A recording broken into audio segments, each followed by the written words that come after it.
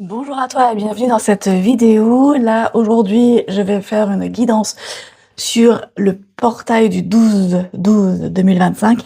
Alors, pour être honnête avec toi, j'ai eu hier le sentiment qu'il y avait un gros shift entre hier, donc le 11 décembre, le 12 décembre et le 13 décembre. En tout cas, je l'ai vécu à l'intérieur de moi. Et je me suis un peu renseignée, savoir s'il y avait un portail. Je l'ai vu sur une seule plateforme, un seul site en fait qui parlait du portail du 12/12. Honnêtement, je sais pas vraiment si c'est un portail, mais en tout cas, je sens qu'il y a quelque chose qui est en train de shifter, qui est en train de changer, qui est en train de se transformer. Et alors, on le sait, on est en train de terminer cette année 2025, donc on est en train de terminer cette année 9, en sachant que cette année 9, eh bien, dépendamment des personnes, ok, elle se termine entre novembre 2025 et février plutôt 2026. Dépendamment de comment les personnes ont évolué, on n'a pas tous le même rythme, je le répète souvent, c'est très important de bien le comprendre. Néanmoins, on a une tendance qui est la même chez tout le monde finalement. Donc aujourd'hui ou ces derniers jours, si tu as ce besoin de t'isoler, de te retrouver seul, donc de t'isoler, d'être tranquille, en paix, de te faire un moment de pause, sans interaction sociale extérieure à ta famille, à ta maison, etc. Sache que c'est quelque chose actuellement que tu es en train de transformer à l'intérieur de toi. Il y a énormément de croyances limitantes qui viennent de l'éducation, qui viennent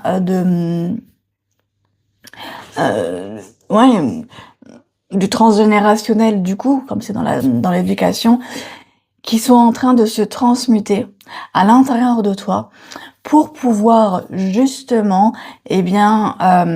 arriver vers un état d'esprit, vers une réalité, vers ta réalité finalement, beaucoup plus sereine, beaucoup plus calme, beaucoup plus alignée finalement à qui tu es. Donc, je sais pas si tu le sais déjà, je suis thérapeute holistique au Luxembourg, à Bellevaux plus précisément. Belleval, c'est juste à côté. Je suis à 5 minutes de Belleval. Je suis spécialisée chez la femme pour accompagner en fait celles qui le veulent à se retrouver, à être en harmonie avec elles-mêmes dans leur relation de couple, dans la relation professionnelle aussi, parce qu'il y a un lien entre la relation professionnelle, la relation avec la maman, et aussi dans sa maternité, dans sa féminité, dans son corps, dans ses hormones. Donc je pratique depuis 2020 et j'ai ouvert Imago Marion Mokhtari en 2021. Je travaille à la fois à distance et à la fois en présentiel, donc à Bellevaux. Et les outils que j'utilise sont les constellations familiales, l'hypnothérapie, la PNL, le Theta Healing aussi, parce que je me connecte directement, grâce à mes capacités médiumniques, à l'âme de la personne pour pouvoir l'accompagner dans son cheminement intérieur et pouvoir l'aider à péter tous les plafonds de verre, finalement, qui empêchent d'être bien avec soi-même. J'utilise aussi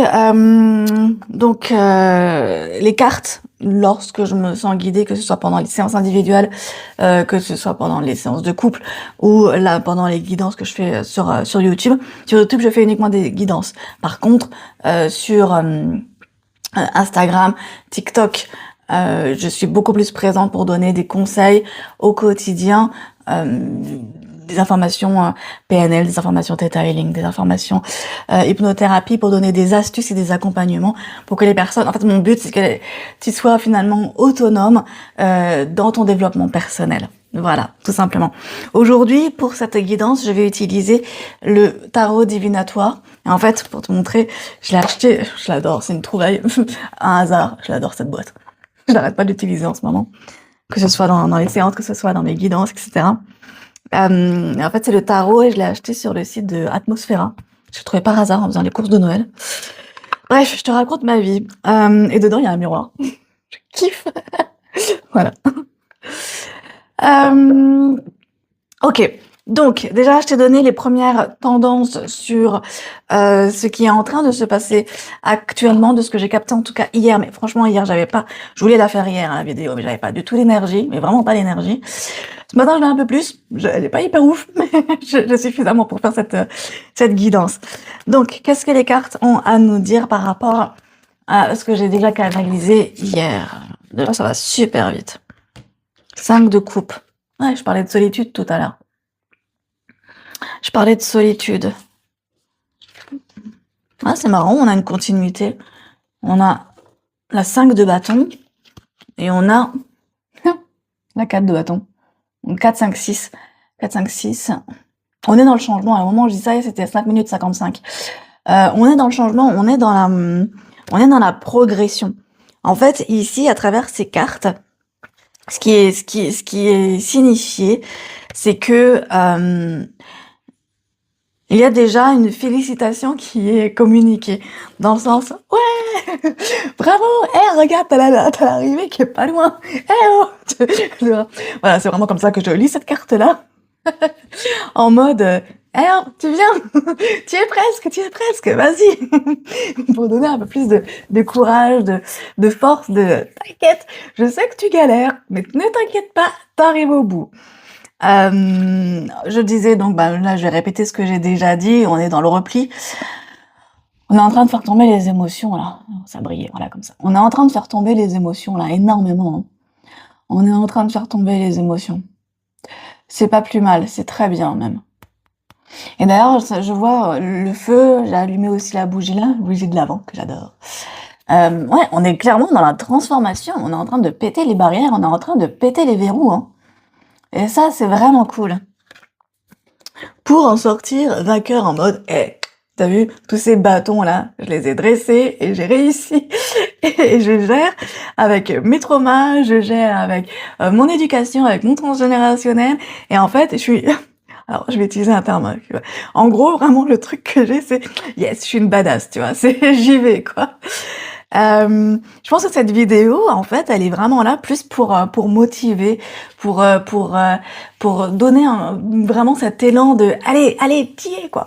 T'es en train de péter toutes tes chaînes et c'est top et c'est cool. Et attends, parce qu'il y a plusieurs idées qui me viennent là. J'ai eu constellation familiale qui me sont venues. J'ai eu dans le milieu professionnel et relation à la maman. J'en ai parlé tout à l'heure. Il y a pas un sujet là-dessus. Est-ce qu'il y a un sujet avec la relation à la mère? Il y a le pendu. 12. 12, hein? Ouais, 12. 12, on est le 12. Le pendu, 12. Il y a encore un sujet avec la maternité. C'est pas avec la mère, c'est avec la maternité. Je sais pas si t'es en désir d'enfant ou l'as de bâton. T'es en train de prendre en main quelque chose. T'as vu la main tient fermement un souhait. Est-ce que tu souhaites alors bon, il y a plusieurs personnes qui regardent cette vidéo. D'ailleurs, je te remercie pour les nouveaux abonnés. Je l'ai même pas dit en fait parce que c'est une chaîne qui a 4 ans, 5 ans, et là je commence vraiment à travailler dessus de façon beaucoup plus intensément. Je travaille énormément sur ma communication digitale, en fait, externe. C'est pour ça que je travaille beaucoup sur mon site internet actuellement. Les personnes qui me suivent depuis longtemps peuvent voir que ma communication sur Instagram, sur TikTok change beaucoup. Et donc je vois que ça commence à venir. Donc merci pour les personnes qui me font confiance. Merci pour les nouveaux abonnés, même si je sais que c'est pas encore énorme, mais je continue. Voilà, justement, c'est dans le tirage. C'est continuer, tu arrives. Et je voulais remercier pour cela. Alors voilà. Je disais l'as de bâton, je reviens à ça. On est vraiment on prend en main, on prend en charge. Il y a un rêve ici c'est là où j'en étais exact. Il y a un rêve ici, soit de devenir maman, soit, enfin c'est lié à l'enfant. Soit l'enfant à venir, soit l'enfant que tu as déjà. Il y a un rêve de récupérer cette relation. Ouais. Il y a un rêve de récupérer cette relation. Et là, on voit que ça galère. On voit que ça galère, ça galère. Mais alors, attends, quel est le concept? Parce que le but, c'est pour ça que il y a le pendu ici. Le but, c'est pas de te dire que tu galères. Le but, c'est de te donner des solutions, n'est-ce pas? Sinon, ça sert à rien que tu écoutes cette vidéo. C'est quoi cette carte-là qui a été... J'ai vu une carte abîmée à 2 reprises. J'ai une carte déchirée. C'est laquelle? Le valet de coupe. Tu vois, là, elle est un peu déchirée. Je sais pas si tu le vois. Je pense que... Ouais, là, ici. Bref. Le valet de coupe. Le message n'est pas clair par rapport à cette relation. À la fille. Apparemment, c'est une fille. Une relation à la fille. Genre, là, j'ai beaucoup de mamans. J'ai beaucoup de mamans qui ont une relation compliquée. Valet de bâton. Donc, j'ai le valet de coupe, j'ai le valet de bâton. J'ai le cavalier d'épée qui va à la guerre. J'ai l'impératrice. T'as l'impression qu'elle est enceinte. Là, on est dans la féminité. Là, on est encore dans la féminité avec le monde. Il y a quelque chose qui est en train de... Ah, ok, c'est bon, je l'ai. Il y a quelque chose qui est en train de venir. Il y a quelque chose qui est en train de venir, qui va te surprendre, qui va être assez vif. Avec le cavalier d'épée. Je vais voir le valet, qu'est-ce que ça veut dire? Il y a quelque chose qui est en train de venir, qui est assez vif, et qui va débloquer.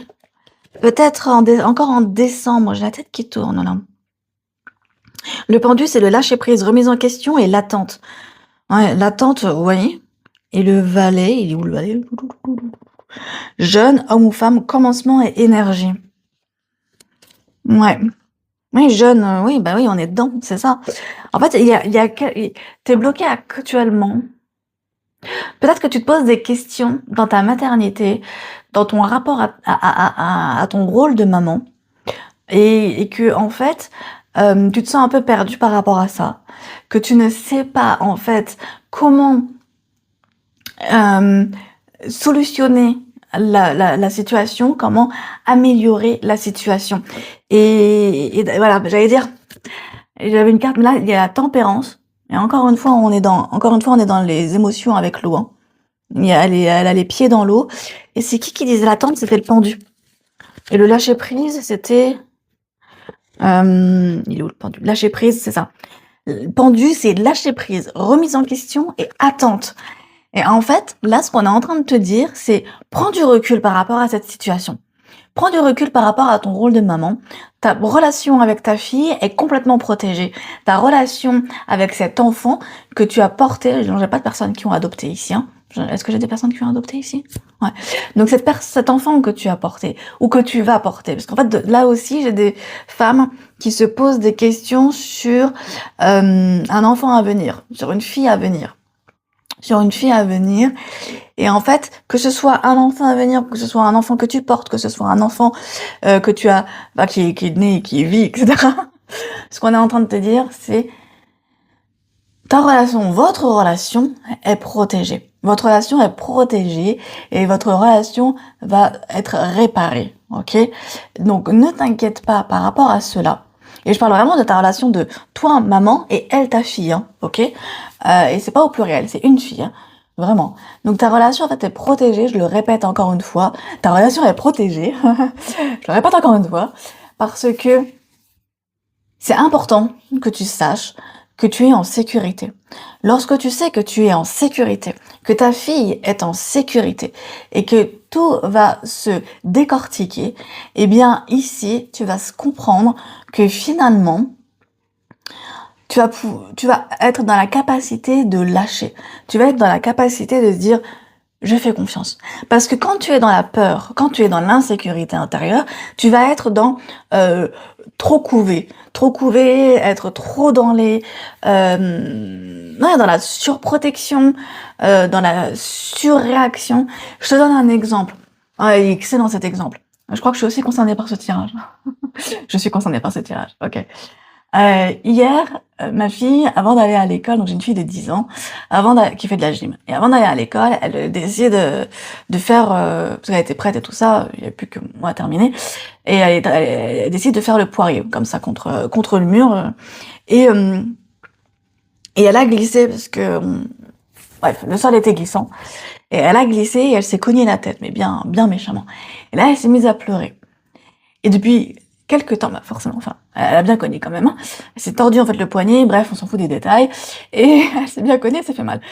Et en fait, depuis quelques temps, elle a 10 ans, donc elle a quitté son âge, et c'est important que je te le dise ici, c'est pas pour te raconter ma vie, c'est que je pense qu'il y a un lien pour toi. Elle a quitté son, euh, son énergie, sa posture de bébé, c'est plus un bébé. C'est important que tu le saches, pour toi, hein, pas pour, pour ta fille. Elle a quitté sa posture de bébé, et que, en fait, je savais plus, et je ne sais plus actuellement, et c'est ce que je lui ai exprimé, comment la réconforter. Parce que avant, bah, je la prenais sur moi, genre câlin, nanani, nanana. Ça, maintenant, elle ne veut plus. Elle a 10 ans, elle a plus envie de ça. Et en fait, j'ai fait un geste hyper maladroit, et alors mon mari s'est foutu de moi hier soir quand ma fille lui en a parlé, quand notre fille lui en a parlé. Et en fait, j'ai fait un geste hyper maladroit, c'est que j'ai fait ça pour, je sais pas, j'en sais rien, je savais pas quoi faire, j'étais en mode, ah, je fais quoi, je fais la câlin, je sais pas, qu'est-ce qu'elle veut, de quoi elle a besoin, patati patata. Et en fait, je l'ai fait ça, et là, elle fait, bah oui, ça fait mal, c'est là que tu t'es cogné. Et genre, mais elle m'en a voulu, mais tellement. Et bref, pour en revenir à la guidance, c'est vraiment cette posture-là de, est-ce que je dois faire un pas? Est-ce que je dois faire un pas en avant? Est-ce que je dois faire un pas en arrière? Qu'est-ce que je dois faire finalement pour contenter et pour aider? Et en fait, en réalité, ce dont a besoin ta fille actuellement, c'est de savoir que tu es là. Elle n'a pas besoin que tu lui penses ses bobos, que tu lui mettes la main sur le bobo, n'est-ce pas? Elle a pas besoin elle a juste besoin que tu sois présente à côté d'elle et que tu la laisses gérer son propre processus de pleurs, son propre processus de douleur, etc., etc. Parce que ce qui est complètement difficile quand on est maman, c'est de se rendre compte que, oui, on a voulu cet enfant, donc on l'a fantasmé, on l'a créé dans notre tête avant même qu'elle ne soit dans notre ventre. Et là, je pense à toutes les femmes qui ont eu des fausses couches, qui ont eu un ou des avortements, etc., etc., où cet enfant-là qui est en chair et en os, il a été fantasmé avant. Il a été imaginé plus chez la femme que chez l'homme. C'est beaucoup plus présent chez la femme, ça, en fait. Et d'ailleurs, ça me fait penser, ok, que justement, il y a parfois un gap entre l'enfant qui a été fantasmé en tant que jeune femme ou en tant que femme, peu importe en fait, hein, en tant que femme, voilà, et l'enfant finalement qui est là. Et ouais, je sais pas vous, mais moi, souvent, je regarde ma fille et je me dis, elle ressemble pas du tout à ce que j'avais projeté quand j'étais gamine, quand j'étais jeune adulte, etc., etc. Mais elle est parfaite comme elle est. Et souvent, je me dis, mais le gap est tellement waouh. Je veux dire, physiquement, au niveau du comportement, au niveau de sa façon d'être. Et en fait, il y a vraiment, et je pense que c'est important que je te partage tout ça parce que finalement, même si on l'a fantasmé, même si on l'a créé, même si on l'a porté dans notre ventre et que on l'a fait ressortir de notre ventre par la force de on ne sait pas comment, et bien finalement, elle n'est pas la projection, elle n'est plus, si tu veux, la projection de toi-même. Elle est une personne à part entière. Elle est, je suis en train de me dire que cette guidance part totalement en cacahuète parce que au départ c'était censé être une guidance sur ce fameux portail du 12-12, mais en fait pas du tout. Enfin si, quand même. Je pense que ce message est important et elle fait partie de ta transformation aussi. Mais elle n'est pas, si tu veux, la projection de toi. Elle n'est pas, ton enfant n'est pas le double de toi ou le toi en miniature. Et je sais à quel point, en tant que femme et en tant que mère, et encore plus quand on a une fille, il est difficile de se dire que ce petit être-là, ce petit bout, qu'on a vu tout minuscule et qu'on a vu maintenant tout grand, ou pas, ça dépend de l'âge de ton enfant, mais de se dire que c'est un être à part entière, qui a sa propre personnalité, qui a son propre, sa propre réalité à elle. Et ça, c'est super important de bien le notifier dans sa tête. Elle a sa réalité. C'est-à-dire que vous avez beau vivre toutes les deux, ou tous les trois, ou tous les quatre, ou tous les, comme vous êtes, hein, sous le même toit, et vivre les mêmes choses, elle n'a pas du tout la même perception que toi. Et elle n'a pas du tout le même ressenti que toi. Il y a des similitudes, oui, mais ce n'est pas toi.